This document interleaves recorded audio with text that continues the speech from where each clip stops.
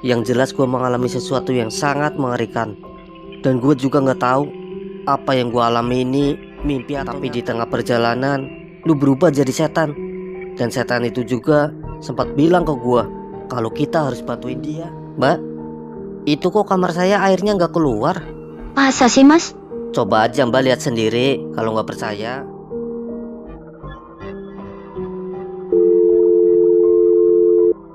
Halo Dik, gimana? Beres, gue udah Ada dapat apa, Cok? buktinya. Nih lihat, di sini ada bekas garis polisi. Berarti itu tandanya pernah ada kejadian di sini. Ini kan hantu yang kemarin gangguin gua. Ganggu gue juga Dik.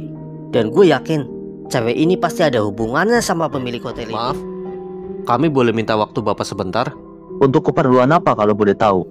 untuk menanyakan perihal foto ini. Intan? Maaf mas, saya nggak ada waktu.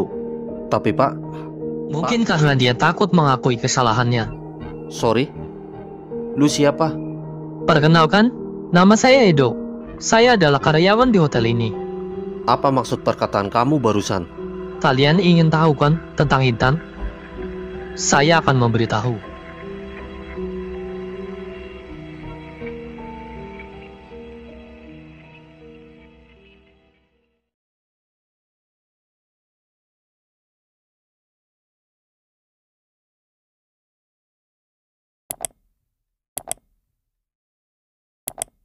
Kamu dari mana, Dok? Habis ketemu sama penghuni kamar 305, Pak Diki. Ngapain? gak ngapa-ngapain. Cuma kasih tahu ke mereka tentang kamar 306. Kamu ceritain semuanya. Iya, Aduh, Edo. Kalau sampai Pak Ilham tahu gimana? ya paling dipecat. Ya kalau dipecat, Dok. Tapi kalau kamu diapa-apain gimana? Gak usah khawatir, Nit. Dia gak bakalan bisa ngapa-ngapain aku.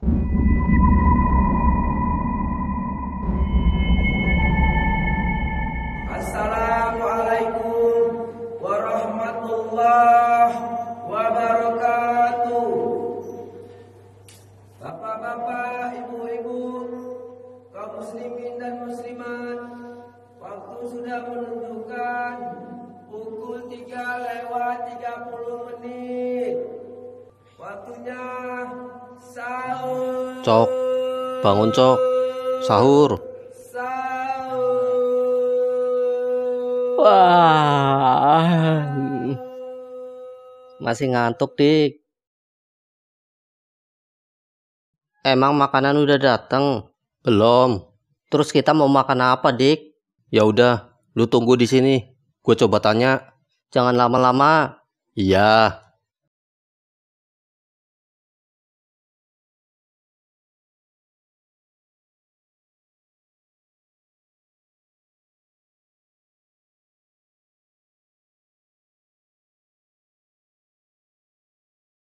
Loh, ini orang-orang pada kemana? Kok sepi?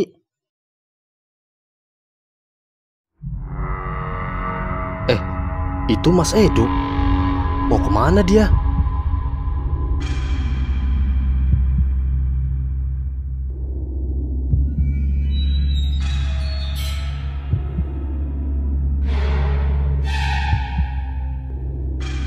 Mau kemana sih tuh orang?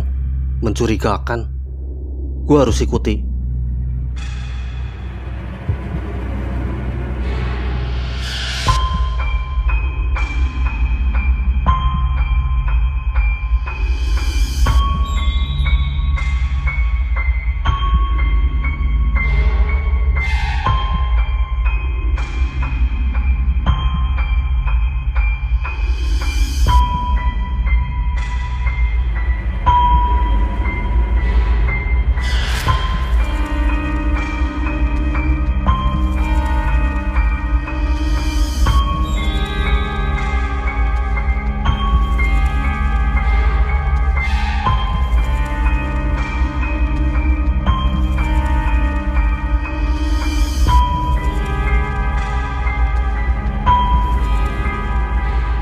Tempat apa nih? Dan kenapa dia masuk ke gubuk itu?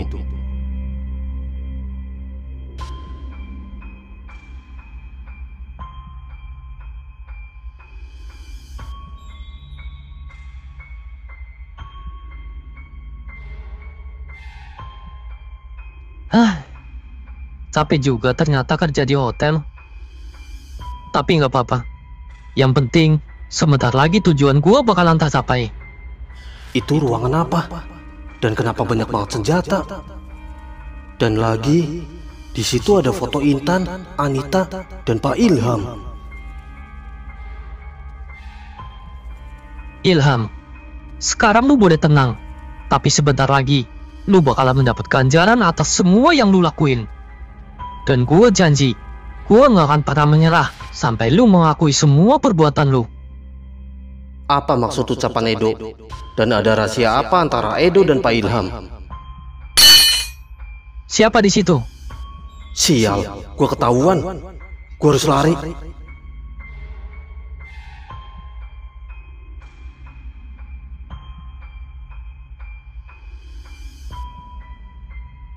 Woi, siapa barusan? Ruang! Gue yakin barusan ada orang di sini dan dia pasti dengar semua ucapan gue. Waduh.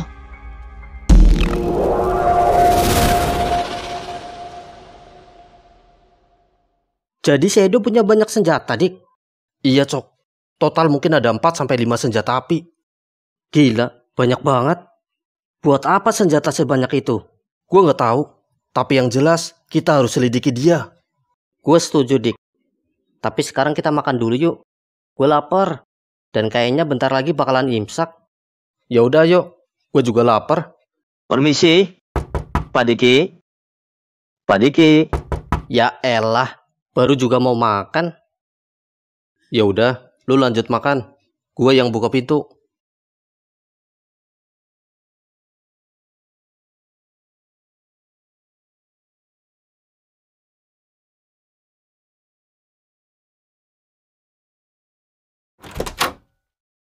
Pak Ilham? Maaf Pak Diki, apa kita bisa bicara? Bisa, Pak. Silakan masuk.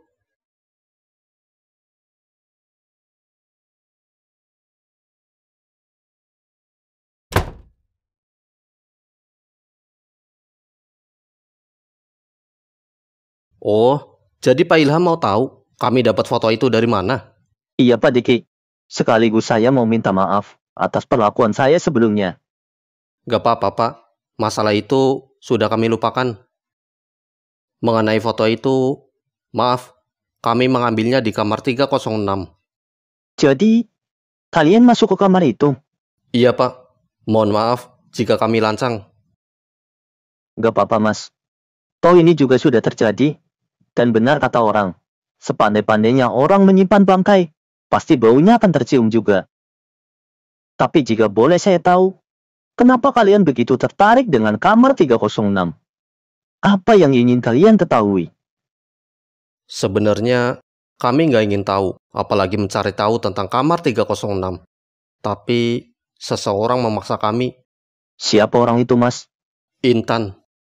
Intan? Intan kan sudah mati Mas sebulan yang lalu. Mas jangan bercanda deh. Saya serius, Pak. Memang benar, beliau sudah meninggal 1 bulan yang lalu. Tapi yang menemui kami adalah jiwanya. Maksud Mas hantunya? Iya, dan dia meminta kami untuk mencari keadilan atas kematiannya tempo hari. Wajar Mas, jika jiwanya masih belum tenang. Karena dia mati dalam keadaan yang tragis. Dan lagi, dia mengandung anak saya. Jadi saat itu dia sedang hamil? Iya Mas. Tapi sekeras apapun saya berusaha, saya masih belum bisa mengungkap siapa sebenarnya pembunuh dari Intan. Apa Bapak tahu keberadaan dari pisau itu? Mungkin dengan ditemukannya pisau itu, kita akan bisa tahu siapa pelaku sebenarnya. Pisau? Dari mana Mas tahu tentang pisau itu? Memang benar jika pisau itu hilang. Tapi yang tahu cuma saya dan pihak kepolisian. Kami tahu dari Mas Edo. Dia sudah menceritakan semuanya. Edo? Ini aneh. Kenapa Edo bisa tahu? Padahal dia baru bekerja di hotel ini. Mungkin sekitar 2 mingguan. Loh, bukannya dia sudah lama di sini? Belum Mas. Yang lama kerja di sini adalah Anita. Dia sudah bekerja sekitar 4 tahun. Tapi kata Bapak sebelumnya, Maaf Mas. Sebelumnya saya memang berbohong demi menutupi kamar 306. Tapi sekarang, saya justru ingin membantu Mas Tiki dan Mas Soki untuk mencari kebenaran atas kematian Intan. Lantas, bagaimana dengan Pak Ilham yang katanya sering bertindak kasar kepada para pegawai? Apakah itu benar? Bertindak kasar? Maksudnya main tangan? Saya nggak pernah tuh main tangan ke karyawan saya sendiri. Saya memang sering menegur mereka jika mereka melakukan kesalahan. Tapi sampai main tangan, saya nggak pernah, Mas. Loh, kok keterangan Mas Edo dan Pak Ilham bertolak belakang gini? Ya udah, Mas. Saya mohon permisi. Masih ada hal yang harus saya lakukan. Jika butuh bantuan saya selalu siap. Terima kasih, Pak.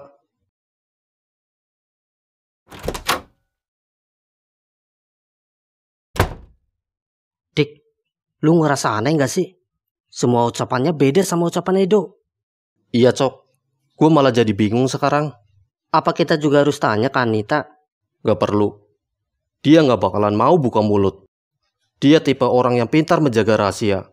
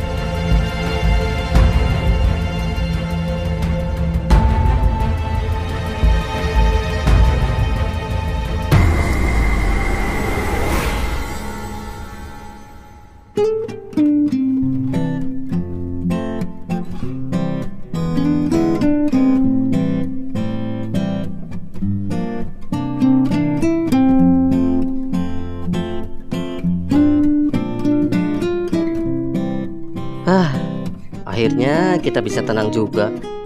Gak mikirin PR sekolah, gak mikirin masalah di rumah, dan yang paling penting, gak mikirin soal hantunya Intan. Kalau lu sih iya, Cok.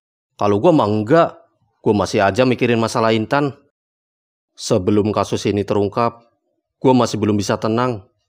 Gak usah terlalu dipikirin, ntar lu stres lagi. Yang jelas, Dik, kalau menurut gua, pelakunya pasti ada di hotel ini. Kalau nggak Pak Ilham, pasti ya si Edo itu.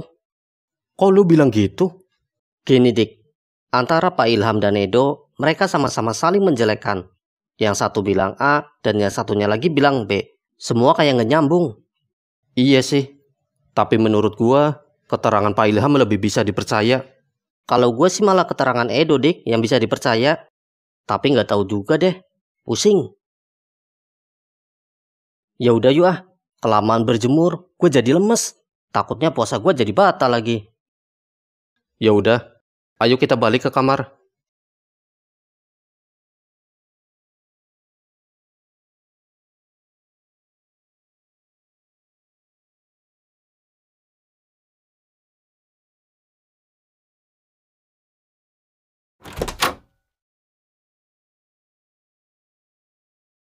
Apaan nih? Diki, lihat.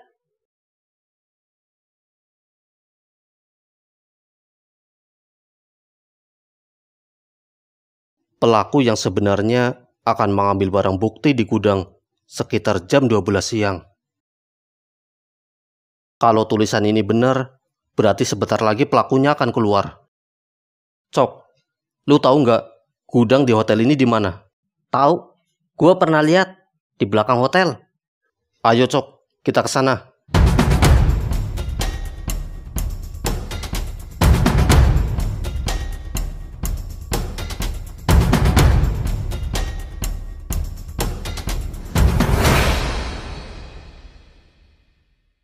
Ini gudangnya.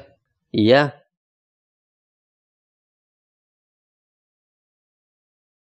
Ya udah, kita sembunyi dan kita lihat siapa sebenarnya orang itu.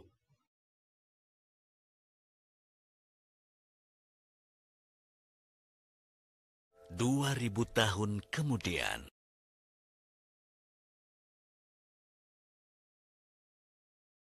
Mana, Dik? Nggak ada siapa-siapa yang datang. Jangan-jangan kita dibohongin lagi. Tunggu sebentar lagi, Cok. Gue yakin ini bukan bohongan.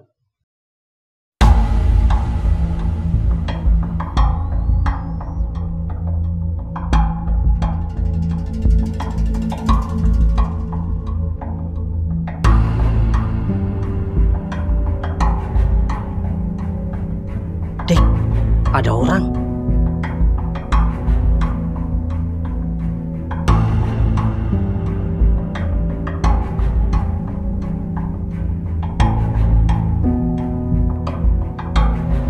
Gak salah lagi, Dik. Dia pasti pelakunya. Dia kayak nyari-nyari sesuatu gitu. Jangan dulu ngambil kesimpulan. Kita tunggu dia sampai dia mengambil barang bukti.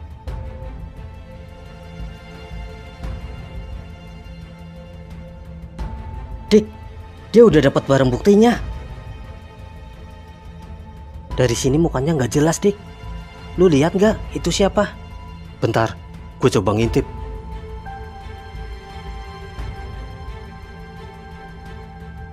Itu kan Siapa, Dik?